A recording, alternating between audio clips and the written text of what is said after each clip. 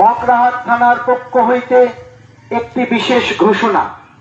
আসন্ন শিব পূজা ও অন্যান্য অনুষ্ঠানে ডিজে বক্স বাজানো সম্পূর্ণভাবে নিষিদ্ধ।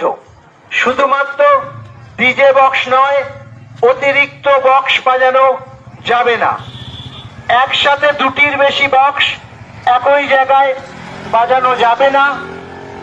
মগরাহাট থানার পক্ষ হইতে আপনাদের বিশেষভাবে জানানো যাচ্ছে যে যদি কোনো পূজা কমিটি উক্ত কথাগুলি অমান্য করে তার প্রতি মগরাহাট থানার পক্ষ হইতে কঠোর আইনি ব্যবস্থা নেওয়া হইবে। শুধুমাত্র পূজা কমিটি নয়, সাউন্ড সিস্টেম মালিকের প্রতি আইনানুগ ব্যবস্থা গ্রহণ করা হইবে। মগরাহাট থানার পক্ষ হইতে অতিরিক্ত বক্স এবং অন্যান্য মেশিনপত্র বাজেয়াপ্ত করা হইবে। শিব পূজা উপলক্ষে মগরাহাটবাসীকে মগরাহাট থানার পক্ষ হইতে অভিনন্দন ও শুভেচ্ছা। আপনারা সবাই ভালো থাকুন, সুস্থ থাকুন। মগরাহাট থানার পক্ষ হইতে এটাই কামনা করি। ধন্যবাদ। প্রিয় দর্শক, এই ভিডিওটি পোস্ট করেছেন মাননীয় শুভেন্দু অধিকারী এবং তিনি তার সঙ্গে লিখেছেন শ্রাবণ মাস মানে মহাদেবের মাস। অথচ মগরাহাট থানার ঘোষণা শুনে মনে হচ্ছে যে রাজ্য পুলিশ লীগের সরকার চালাচ্ছেন আর আমরা বাংলাদেশের অধীনেই বসবাস করি। মমতা বন্দ্যোপাধ্যায়ের তোষণ রাজনীতির স্বার্থে হিন্দুদের উপর দমন পীড়ন দেখালেই হোসেন শহীদ সোহরাওয়ার্দী লজ্জা পেতেন যে মমতা বন্দ্যোপাধ্যায় ওনার খুব অতিক্রম করে গিয়েছেন। আমরা পশ্চিমবঙ্গের মুখ্যমন্ত্রী মমতা বন্দ্যোপাধ্যায়ের মুখেই মাঝে মাঝে একটা ডায়লগ বা ভাষণ শুনি, ধর্ম যার যার, উৎসব সবার। এবার শ্রাবণ মাস পড়ে গিয়েছে। এই শ্রাবণ মাস মানে হিন্দুদের কাছে অত্যন্ত পবিত্র মাস, কেননা মহাদেবের মাথায় জল ঢালার একটা ব্যাপার আছে। প্রত্যেক সোমবার দিনটিতে লাখ লাখ মহাদেবের ভক্তরা পুজো ও উপোস করেন। সমস্ত ভক্তরা যারা এই পুজোকে করতে রাস্তায় রাস্তায় বা মন্দিরে মাইক বক্স লাগিয়ে থাকেন আনন্দ উৎসবের জন্য, সেইখানেই পুলিশ প্রশাসন মাইক ও বক্স বন্ধ করার জন্য নোটিশ দিয়েছেন সমস্ত মন্দিরে শব্দ দূষণের জন্য।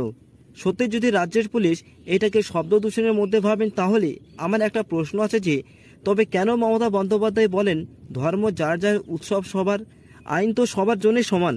কিন্তু পশ্চিমবঙ্গে কোনোদিন শুনেছেন যে অন্যান্য ধর্মের অনুষ্ঠান হয়, বিশেষ করে মুখ্যমন্ত্রী যাদের দুধের ভোট বা ধরাবান্ধা ভোট বলে দাবি করেন, তাদের যখন কোনো অনুষ্ঠান হয় তখন কি রাজ্য পুলিশ এই শব্দ দূষণের কথা মাথায় চিন্তা রেখে সমস্ত জায়গায় নোটিশ দেন, প্রচার করেন যে ডিজে বাজানো হবে না, একটি বা দুটি বক্স এক জায়গায় বাজানো যাবে না, অতিরিক্ত হলে মন্দিরের কমিটির বিরুদ্ধে পুলিশ প্রশাসন কড়া পদক্ষেপ নেবেন।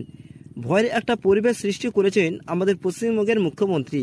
হিন্দুদের পুজোকে টার্গেট করে এমনটা করছেন তিনি, আর রোহিঙ্গাদের সমস্ত ধর্ম অনুষ্ঠানে প্রচণ্ড পরিমাণে ছাড় দিচ্ছেন এবং তিনি নিজেও সেখানে গিয়ে উপস্থিত হচ্ছেন।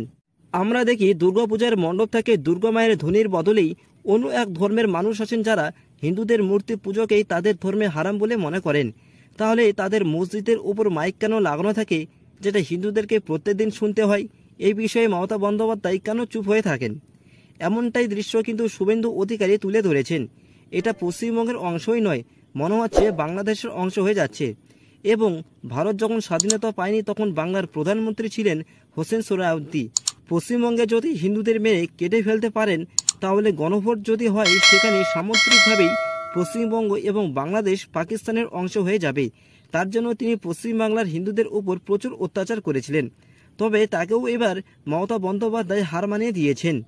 অনেকেই বলবেন থানা থেকে এটি প্রচার করা হচ্ছে, তবে মমতা বন্দ্যোপাধ্যায়ের দিকে কেন আঙুল তুলছেন? আঙুল তো তুলতেই হবে, কারণ তিনি এই রাজ্যের প্রধান। প্রশাসনিকভাবে যখন এই কাজ করা হচ্ছে, দায়িত্ব তার অবশ্যই আছে।